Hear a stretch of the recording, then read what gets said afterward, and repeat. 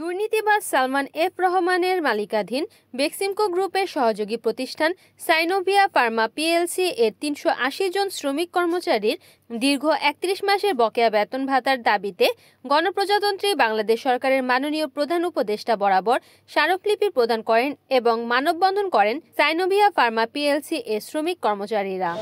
এটা হলো আমাদের ফরাসি কোম্পানি সানোফি বাংলাদেশ লিমিটেড। ২০০১ সালে এটা আমাদের বাংলাদেশের যে একজন স্বৈরাচার শেখ হাসিনার উপদেষ্টা সালমান এফ রহমান এটা উনি নিয়ে নেয়। নেওয়ার পর থেকে আমরা এমপ্লয়ি এখন পর্যন্ত আছি, আমাদেরকে কোনো টার্মিনেট করে নাই।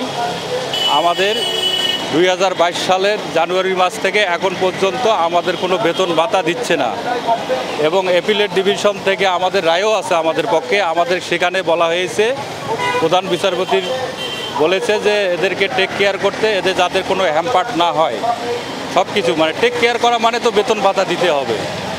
তা সত্ত্বেও সর্বোচ্চ আদালত থেকে আমাদের রায় আমাদের পক্ষে থাকা সত্ত্বেও সে তার স্বৈরাচারী যে শাসন ব্যবস্থায় সালমান এফ রহমান যেভাবে গ্রাস করেছে, তেমনি আমাদেরকেও ওইভাবে আমাদেরকে কন্ট্রোল করে রেখেছিল। ৩১ মাস পর্যন্ত আমাদের কোনো বেতন ভাতা নেই। আমাদের এই ৩৮০ জন কলিগ আমরা আজকে দাঁড়ে দাঁড়ে ঘোরার পরও আমরা কোনো সুবিচার পাই নাই। তাদের কাছে বারবার আমরা হাইকোর্টের অ্যাপিলেট ডিভিশনের রায় নিয়ে বারবার চিঠি দেওয়া সত্ত্বেও তারা আমাদেরকে কাজে ফিরিয়ে দেয় না এবং আমাদের বেতন ভাতাও দেওয়া হয় না।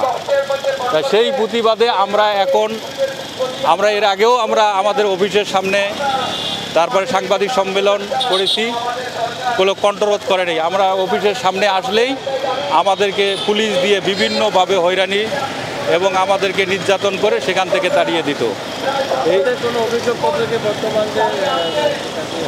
হ্যাঁ, অভিযোগপত্র আছে, আমাদের রায়ের কপি আছে। তারপরে আমরা গতকাল একটা প্রেস রিলিজ করছি, সেটাও আছে, অনেক মিডিয়ায় সেটা দেখানো হয়েছে, সেগুলো আমাদের ডকুমেন্টটা আছে। জি,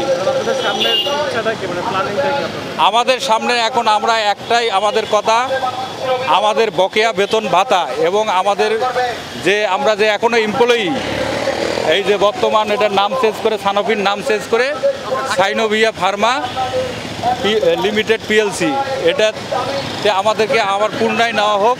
আমরা আমাদের কাজ চাই, আমাদের বকেয়া বেতন চাই। এস কে মামুনের ক্যামেরায় সুমন শেখ, NN TV, ঢাকা।